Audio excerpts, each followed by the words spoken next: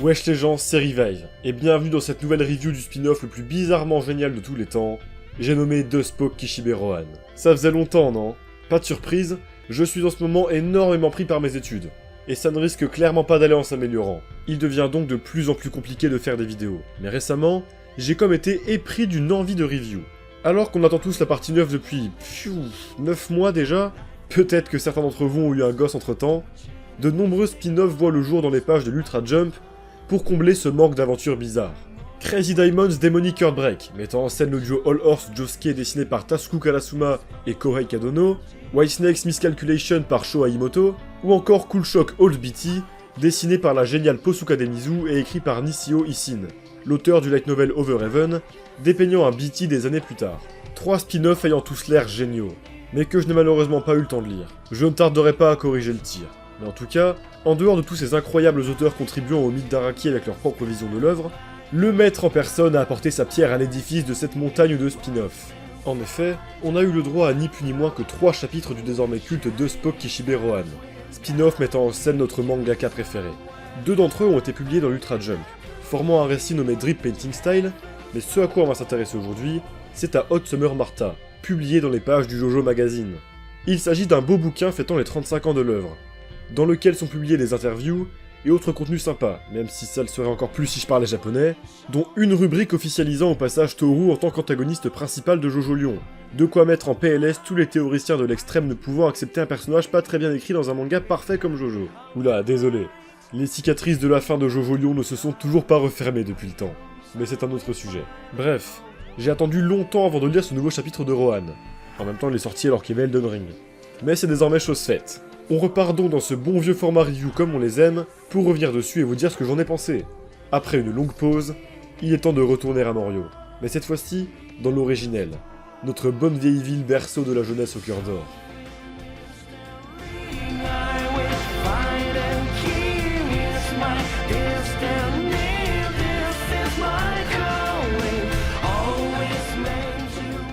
Alors que l'été commence, et avec lui la chaleur et le doux chant des cigales, on retrouve notre cher Rohan en train de nourrir un nouveau venu dans sa demeure de Morio, son mignon petit chien nommé Bakin. Ceci dit, tout ne se passe pas à merveille pour l'auteur de Pink Dark Boy. En effet, sa fidèle éditrice Kyoka Izumi l'appelle pour lui dire que le design d'un de ses personnages, Hot Summer Martha, est bien trop simple. Un design basé sur 3 boules de couleur noire poserait d'évidents problèmes de copyright. Rohan ne voit pas les choses de la même façon. Il est évident que les 2 balles du haut sont des yeux, ce qui écarte de fait toute ressemblance avec Mickey Mouse. Comme si ce problème ne l'énervait pas assez, il va regarder par la fenêtre et apercevoir une fan un peu trop insistante, s'étant introduite dans sa propriété. Kyoko annonce arriver au bureau de Rohan pour la réunion et en profiter pour dégager la gêneuse. Et ce dernier va se retourner brutalement, renversant de l'encre sur ses précieux manuscrits. Et là, c'est intéressant, car ça introduit un nouvel élément inédit dans Jojo, le Covid-19. Ouais, génial. En effet, Rohan a l'air d'en avoir ras le cul de porter ce masque et de ne pas pouvoir sortir, pesant lourdement sur son esprit créatif, lui qui est tant habitué à sortir prendre des inspirations dans le monde extérieur. Pour se changer les idées, Rohan va faire un tour, perdu dans des pensées négatives rarement vues dans l'œuvre, mais pour autant tellement évidentes pour un personnage représentant un mangaka. Mais, pour le meilleur comme pour le pire, un événement est sur le point de sortir Rohan de cette boucle faite de pages blanches et de déprimes. Il va arriver par hasard dans un temple au sein duquel se trouve un arbre sacré centenaire. Mais ce qui attirera son attention, c'est un petit if reposant juste à côté. Moins grand, mais dégageant une aura mystérieuse, autant, si ce n'est plus imposante que son confrère. En s'en approchant, il écartera des pierres placées devant d'une manière peu naturelle, pour laisser apparaître un artefact comme venant d'ailleurs, n'ayant rien à faire ici. Un miroir rond placé sur un étrange socle, lui faisant ressentir un certain sentiment de plénitude. Cette découverte inattendue suffira à faire regagner à Rohan tout son entrain et sa curiosité. Mais en revenant chez lui, plus rien n'a de sens. Un message de Kyoko disant que Hot Summer Martha a de bonnes reviews, alors que l'épisode n'est même pas sorti. La mâchoire de son chien devenue étrangement puissante. Le design du fameux personnage ayant changé pour présenter désormais 4 balles. Et pire que tout, quoique pour un mangaka comme Rohan c'est relatif, la fan de tout à l'heure est dans son lit, comme si elle vivait avec Rohan depuis des mois. Et la vérité, c'est que c'est bel et bien le cas. Puisqu'en ouvrant le calendrier, il va se rendre compte avec effroi que nous ne sommes pas début juillet, mais début octobre. Sentant que ce bordel ne peut découler que de son contact avec l'étrange artefact de l'Yves du Temple, Rohan va s'empresser d'y retourner. Là-bas, des prêtres vont donner toutes les réponses aux questions du manoir de Heavensdoor. L'intérieur de cet arbre est habité par une entité du nom de Yabubako Oshi. Il s'agit d'une entité prenant la place de la personne voyant son reflet dans le miroir de l'arbre, définie comme étant la face sombre de la dite personne. Concrètement, ça fait 3 mois que Yabubako Oshi a remplacé Rohan, lui faisant céder à tous les plaisirs faciles. Rohan n'acceptera jamais ça. Il est hors de question que soit publiée une œuvre qui n'est pas la sienne, même si ça ne relève que d'une simple boule en plus. Heureusement, il existe un moyen de corriger le tir. Si Rohan arrive à bouger le miroir de 360 degrés sur la gauche sans que son image ne soit reflétée, alors les 3 mois se seront écoulés normalement, avec sa vraie personnalité, et donc, la vraie version de Hot Summer Martha. Pour ce faire, il va donc introduire Heavensdoor dans la cavité, et s'en servir pour délicatement tourner le miroir en prenant bien soin de ne pas être reflété. Tout est rentré dans l'ordre donc ? Que nenni ! En rentrant chez lui, il va découvrir avec effroi qu'on est en janvier, et que son mignon petit Bakin est devenu un colosse ayant déchiqueté le crocodile de compagnie de la stalkeuse. Attends, quoi ? C'était pas une peluche ? Encore pire, il découvrira qu'une statue de Martha a été érigée, scellant définitivement ce design ne lui appartenant pas dans l'imaginaire collectif. Manifestement, l'opération a échoué. Et ce, sûrement parce que même si le reflet de Rohan n'est pas apparu dans le miroir, la simple présence de Heavensdoor a suffi à relâcher Yabubako Oshi pour 3 mois de plus. Et oui, le stand est le reflet de l'âme de son manieur. Il fallait donc s'y attendre. L'apogée de toute cette merde se trouvera être une Kyoko effondrée. Un trou de seringue dans le cou, administré par cette chère stalkeuse qui se révélera être enceinte de Rohan, et déterminée à éliminer sa prétendue concurrente. Au fond du gouffre, Rohan va user d'un dernier stratagème. Une stalkeuse se porte à merveille lorsqu'elle sait absolument tout de son idole, non ? Elle serait aussi probablement ravie de connaître la nature de sa relation avec Kyoko, n'est-ce pas ? C'est pourquoi Rohan va libérer certaines pages de son corps au bout de sa main, pour qu'elle puisse tout savoir de lui. Alors qu'elle s'abaisse à sa portée, Rohan va soudainement lancer Heavensdoor sur la jeune fille, pour lui écrire l'ordre d'aller tourner le miroir du sanctuaire, afin que la malédiction de Yabubako Oshi se tourne vers elle, et que les 6 derniers mois de la vie de Rohan se soient déroulés normalement. Ce faisant, Rohan se réveillera, et tout rentrera dans l'ordre. Les seringues disparaissent, le chien est tout mignon comme avant, Izumi est en vie, et la stalkeuse n'est restée qu'une simple stalkeuse, ne laissant plus aucune trace du clone maléfique de Rohan. Quant à la figurine de Hot Summer Martha, merde, elle a gardé son design à 4 boules. Tout ceci ne dépendait donc que d'Izumi, et n'était pas du fait du Rohan maléfique. Décidément, la chose la plus importante à ses yeux parmi tout ce bordel n'a pas bougé d'un pouce. Mais peut-être, car c'est mieux ainsi. Quelle brillante idée. Franchement, j'ai absolument adoré ce chapitre de Rohan. Et il me tarde de le lire avec une bonne traduction française, dans une belle édition du futur tome 3 de Spock Kishibe Rohan.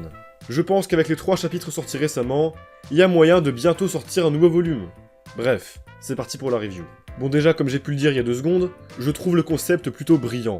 Même si c'est une évidence quand on parle d'un chapitre de Rohan, étant donné que ça regorge toujours d'idées absolument folles.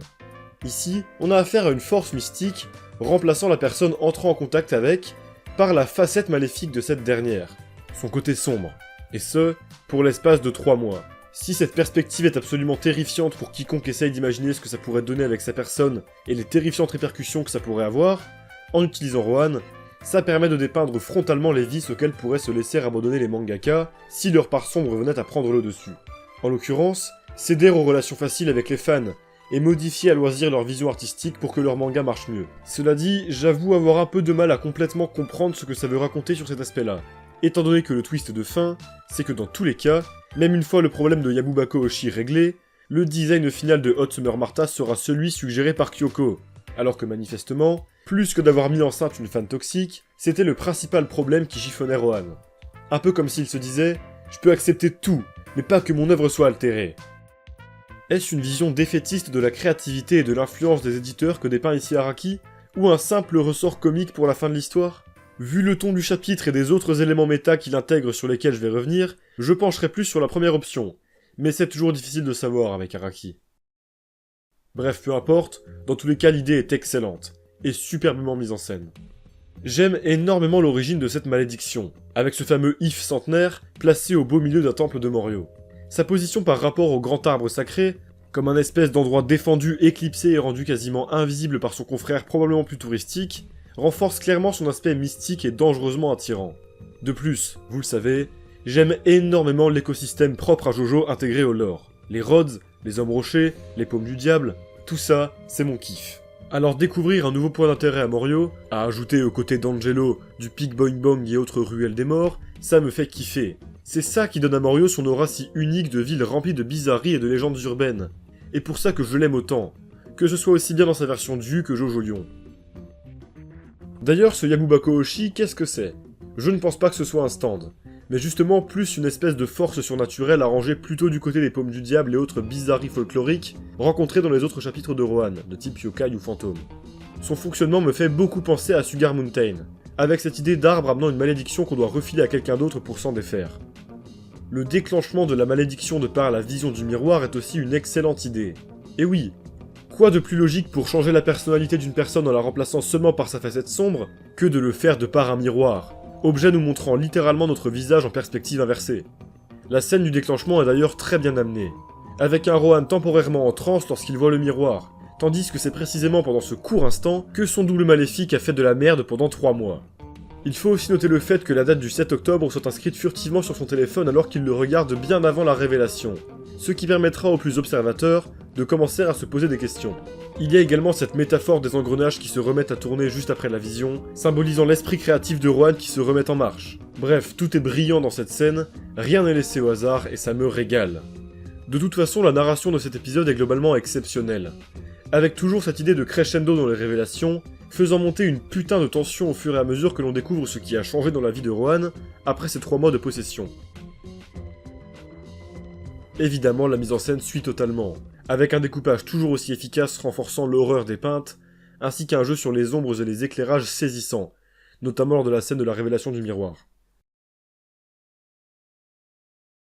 C'est aussi un chapitre rempli de superbes idées visuelles, comme ce Hot Summer Martha à la frontière entre un stand et un Lokakaka sur pattes, ce Heaven's Door se distordant et prenant une forme plus translucide et fantomatique qu'à l'accoutumée. C'est rare de voir des stands représentés autrement que par de simples trucs humanoïdes se tenant derrière leur manière, donc je prends avec plaisir. Ainsi que ces poses mystiques dans les rues nocturnes de Morio, devant la lumière des lampadaires et les branches dénudées des arbres.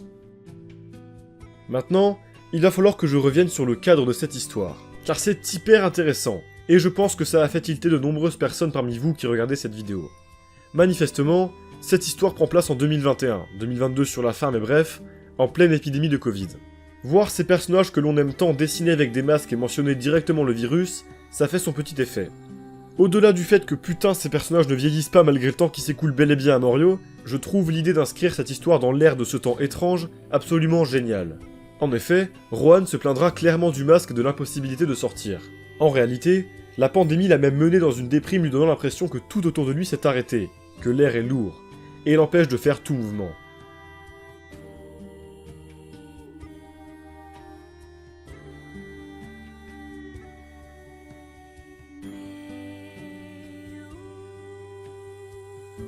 Quand on y réfléchit, il est évident qu'un personnage comme Rohan serait négativement impacté par la pandémie. Dans toutes ces histoires jusqu'à maintenant, Rohan voyageait, encore et encore, en quête d'inspiration. Les coutumes d'un pays, les légendes urbaines, les personnes étranges qu'il a rencontrées, tous ces éléments de la vie réelle sont les moteurs de l'imagination de Rohan. Lui qui a toujours cherché à capter le plus possible le réel afin de dessiner Pink Dark Boy, et donner à son manga l'image la plus authentique possible. Dans cette histoire, il n'est pas question d'un voyage dans un beau pays, ou d'une aventure rocambolesque volontairement déclenchée par sa soif d'expérience. Ici, Rohan passe une journée banale, presque morose, à Morio. Ennuyé par une histoire de liberté créative et de directives éditoriales, ennuyé par une stalkeuse un peu relou, et l'événement du chapitre lui tombera dessus par hasard, alors qu'il cherchait simplement à se changer les idées. Ça change radicalement de toutes les autres histoires de Spock Kishibe Rohan, non? Jamais on n'aura vu un Rohan avec si peu d'entrain, plongé dans des pensées négatives, qui l'amèneront même thématiquement à se laisser dominer par sa part sombre, comme s'il s'abandonnait à la facilité, ne trouvant plus de sens à la vie. Peut-être que je surinterprète, mais pour moi, il est clair que ce chapitre parle de dépression et du syndrome de la page blanche, et ce, mis en relation avec le Covid. Bien sûr, je pense que vous voyez où je veux en venir. Moi, j'en connais une autre personnalité qui a toujours besoin de sortir de sa zone de confort, d'explorer de nouvelles contrées et concepts, en se basant sur ses expériences réelles et son ouverture au monde, pour proposer des mangas les plus authentiques possibles. Rohan a toujours été le miroir de son auteur, la transposition de Hirohiko Araki dans son propre manga. Selon moi, Araki nous parle ici de l'effet du Covid sur les mangaka, et surtout, de l'impact qu'il a eu sur lui en tant qu'auteur et sur son œuvre. À la manière de Rohan, en perdant la possibilité de sortir et de s'ouvrir au monde, peut-être a-t-il eu affaire à une période compliquée de pages blanches et de perte de motivation. Perso, je vois un peu ce chapitre comme un Araki revenant sur son œuvre passée, et nous exposant habilement tous les problèmes auxquels il a été confronté à cause de la pandémie, et ce, tout en finesse. Et en ouvrant une porte vers un avenir radieux pour son œuvre, en témoignent les 2 autres chapitres de Deux Spoke Kishibe Rohan sortis peu après. Évidemment, là on est carrément sur de l'interprétation. En réalité, Araki n'a sûrement pas voulu raconter ça, mais ce qui est absolument certain, c'est que ce chapitre de Rohan est hautement personnel. Utiliser Rohan pour ça, c'est plus que jamais brillant, et ce chapitre justifie une fois de plus d'une superbe manière l'existence de ce spin-off sur le mangaka de Morio. J'ai toujours vu Deux Spoke Kishibe Rohan comme un espèce d'exultoire pour Araki, l'endroit où il peut entièrement se lâcher créativement, et pourquoi pas nous passer quelques messages d'une manière différente. Proposer un one-shot parlant de la page blanche et de la déprime quelques mois après avoir terminé sa plus longue œuvre, ça doit faire un bien fou. Et en tout cas, ça se ressent. Araki s'est clairement fait plaisir sur ce chapitre. 65 pages, des dessins hautement soignés et un concept absolument brillant, superbement exécuté, on a sans aucun doute affaire là à un des meilleurs épisodes de ce spin-off. De plus, il y a plein de petits éléments disséminés ici et là qui portent à la réflexion dans cette histoire, et je trouve ça hyper intéressant.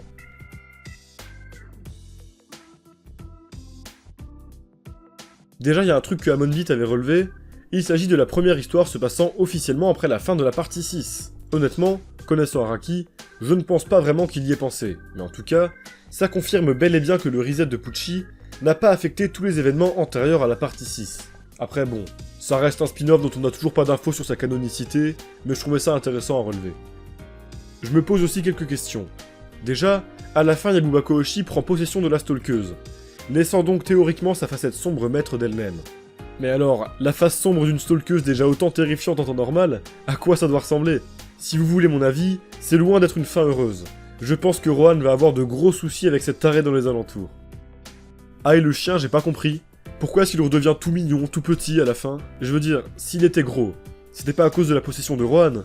Le fait qu'il soit remplacé par sa face sombre va pas automatiquement accélérer la croissance de son chien, ça n'a aucun sens.